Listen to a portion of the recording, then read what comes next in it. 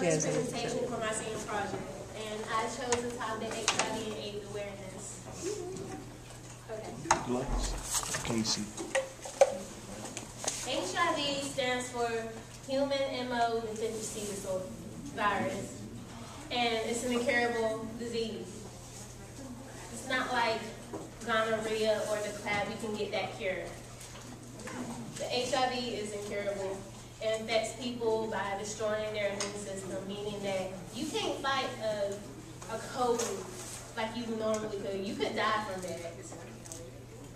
And there are 3 stages of HIV. The first stage, acute infection stage, it's typically 2 to 4 weeks afterwards, after you've been infected. You will feel sick like you have the flu. And this can go on for like months at a time. You won't feel better. And then you will continue to get sick. But HIV will be dormant, means it'll be sleeping, but it'll still be reproducing in your system. And the final stage is AIDS. AIDS is acquired immunodeficiency syndrome. This is the last step of HIV, and it's typically dealt if you don't start taking treatments. When you have AIDS, full-blown AIDS, you can get anything. Cancer, a cold, anything that you had like a vaccine for as a kid, you can get that back. And you can die from it. And most people say, oh, when you think of HIV and how it got started, you think of a man messing around with a monkey. No, sir. That's not how it happened. It happened in West Africa when hunters were actually hunting chimpanzees for meat.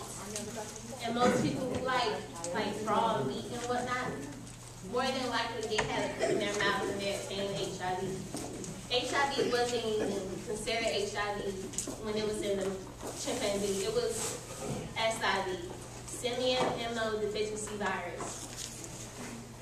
And later on, as HIV started to spread throughout the world, it was later known as the homosexual disease, that only gay men can get it. But that was disproven in 1991 when Magic Jackson was the first straight man to actually admit that he had HIV. And there's like many ways to get it. You can get it through sexual contact, any way of sexual contact you can think of. You can get it through sharing needles, even though it's cost efficient. It's not healthy. It's not clean. You can get it through pregnancy. If you are like a woman who had HIV, you can spread it through your child, through pregnancy. Or you can spread it through breast milk, childbirth. And here's a video about a woman who had HIV. She wasn't a prostitute or a junkie. She was just a normal person. She was like one of us. I can't hear.